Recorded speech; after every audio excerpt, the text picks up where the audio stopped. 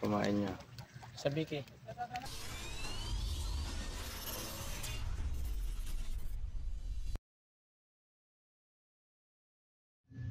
Hello mga kautot! It's a fishing day, a good day.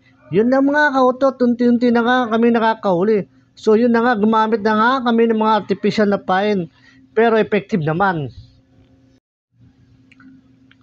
Hila dito, hila doon. Sabit dito, sabit doon. Bato dito, bato doon. Yan ang masasabi mo kapag ikay nangangawil.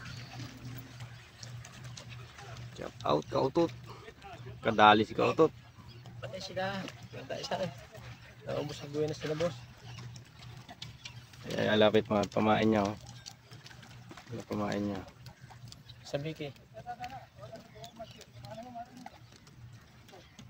Gold ginto pa yung ano nito. Taga. Ganun kayaman to si kautot. Tumulong pa. Patingin nga ng timba mo. Lapit mo.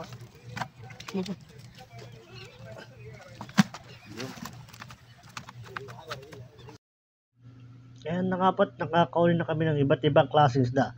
Yan po ang isdang dapa na nahuli ng aming kasamahan na si Kautot. Nakikita nyo naman, malaki. Isang malaking dapa na isda. Mapalag-palag pa. At syempre, hindi rin papahuli si ating kaututan dyan. Ayan na po, kanya-kanya na po silang hila. Panayang hila, mabigat. Ang kanyang hinihila, mukhang makadali na naman tayo ng isang kanduli.